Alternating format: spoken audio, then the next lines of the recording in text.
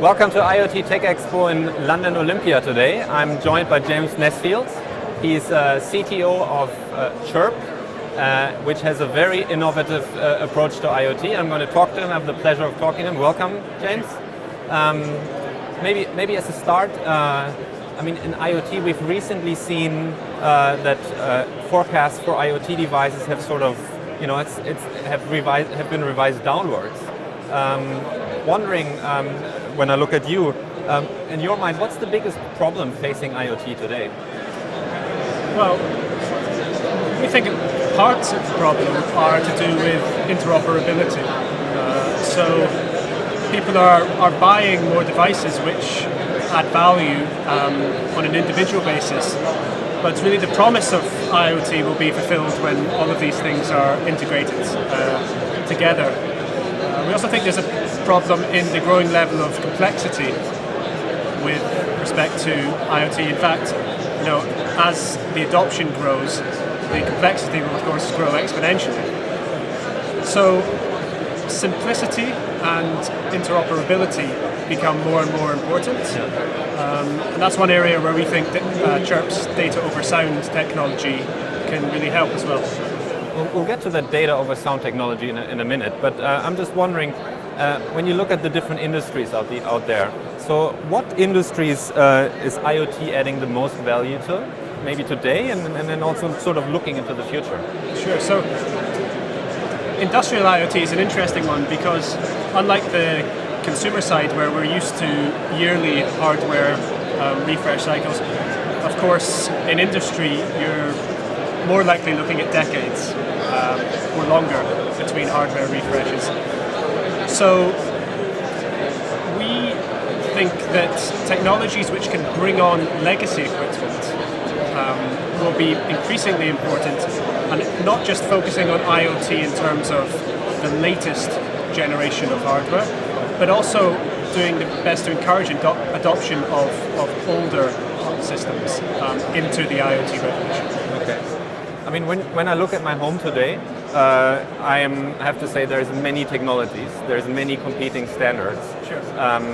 We could almost say there's an oversaturation of IoT happening in some areas. Would you agree to that? In some cases, this is where the complexity side of things really comes into the scene, because there, for example, with a simple connected light bulb, we were used to the light bulb working 100% of the time.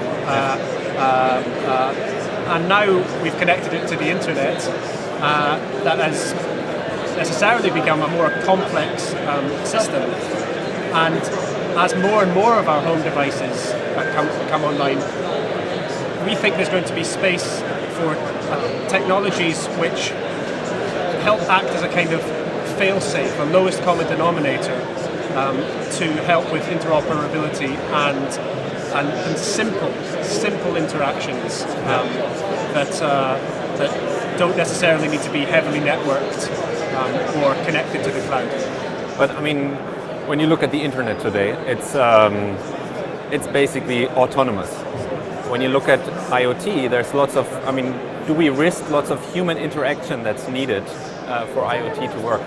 So we see this as a necessary outcome of the T in IoT, right? The things, and these things are sharing our space, be they domestic or industrial.